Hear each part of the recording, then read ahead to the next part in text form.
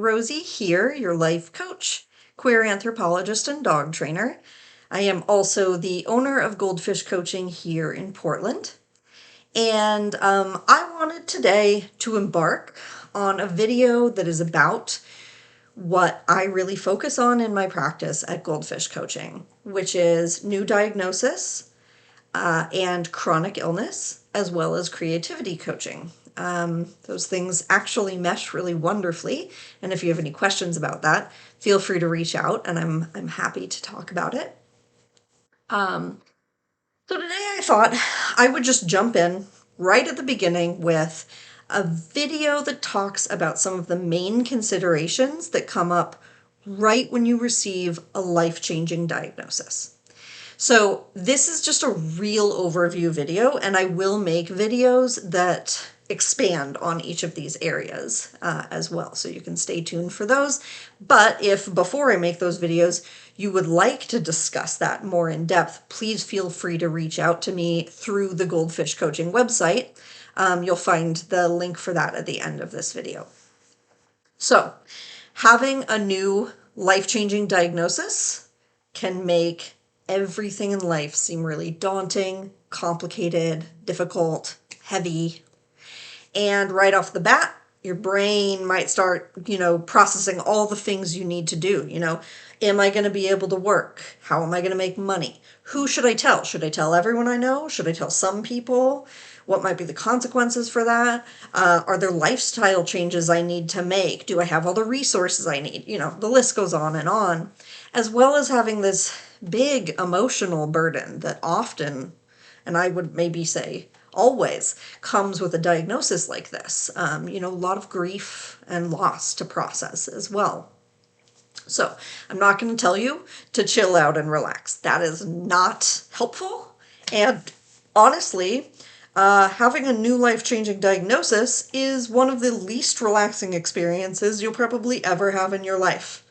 Not only are you probably feeling a lot of upheaval, but you have doctors telling you to do things and insurance companies telling you to do things. So completely fine if you need to do things to relax, wonderful, but I'm not going to tell you to do that as a coping strategy.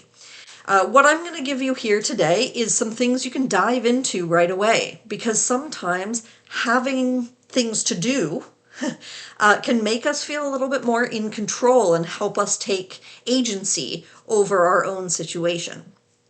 So, before anything else, ask the questions that need to be answered, that you need the answers to. So the first one is, ask your doctor to give you an overview of what the next 6 months are going to look like. They're going to be they're going to automatically tell you what the next step is, right? Like, this is the first step that we do.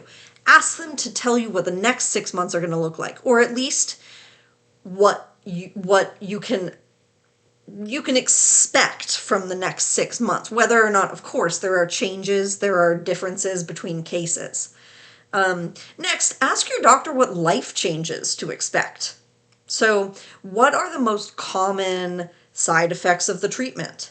What might this diagnosis mean for my ability or handicap, right? So am I going to lose some physical abilities?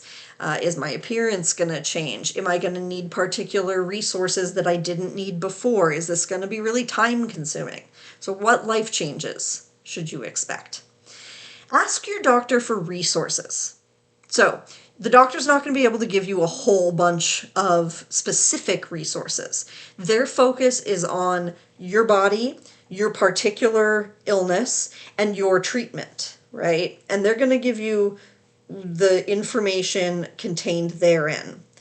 So don't assume they're going to give you all the information that is available or that you need.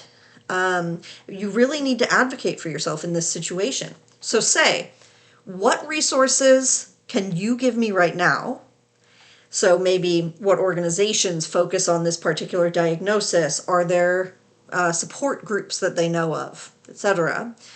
And if they can't give you resources, or if they can only give you a couple, who can you go to get resources? Often, hospitals or other medical groups have like a community liaison, so someone who knows about a lot of resources in the area and they can help you out. Maybe an organization you can reach out to locally, or a national organization you can reach out to that can help you then find resources locally. So stand up for yourself, really advocate for yourself and say, hey, I'm going to need these resources. Where can I get them? Where can I access them?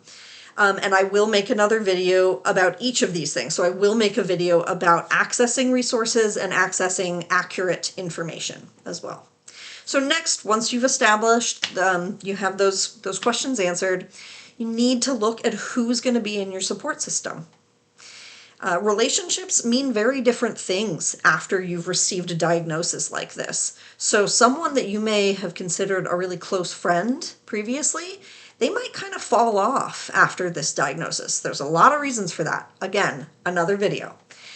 Someone you didn't know very well, a kind of passing acquaintance or a coworker, they might really step up to the bat. So be open to those changes. And then ask people for what you need. The last thing you need is you're perfectly capable of cooking and everyone shows up on your doorstep with a casserole. But you can't actually leave your house to get to the grocery store. So if someone says, oh, I would love to help you, say, you know what would be the most useful is if you could do my grocery shopping once a week. And it's even easier now because you could always call in the order and have it ready and they could just pick it up and bring it to you. So, there's many ways that can play out, but ask specifically for what you need. It can feel a little bit awkward, but it really is better for everyone in the long run. And believe me, when someone wants to help you, they especially want to help you by giving you really what is most useful to you. So this is going to be the best strategy overall.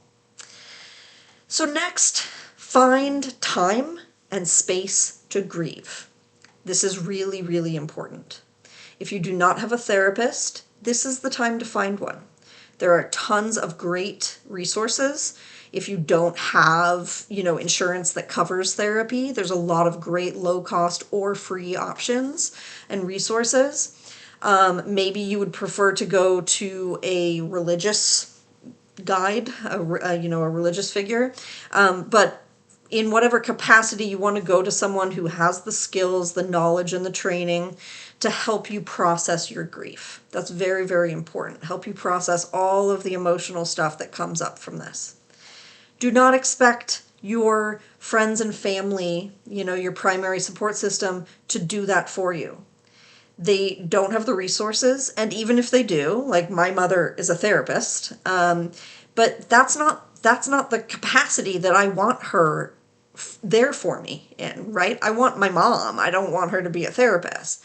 So we really want to make sure that we're taking that separation, finding a really good, solid, safe, healthy space in which to process grief. And then being really specific with the people around you of what you need for them to support you in your grief.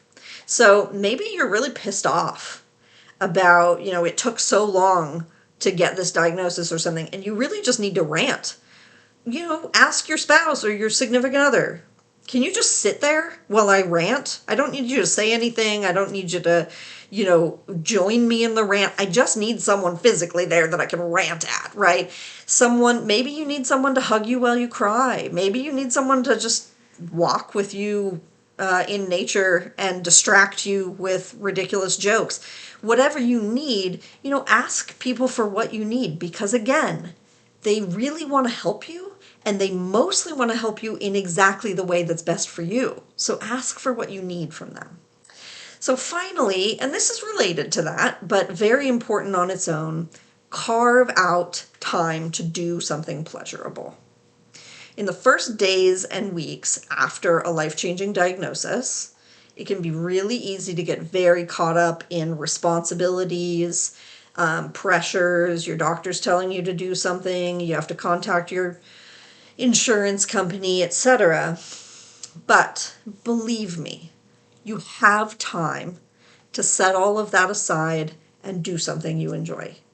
And this serves two purposes. The first purpose is setting it aside.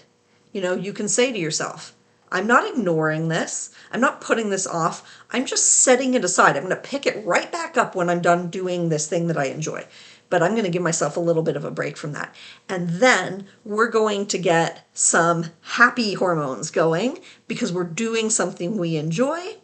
We're engaging in a way that reminds us that we actually like, you know, we like living life, and there are good things going on and good options in our lives, even though we're dealing with something really tough right now.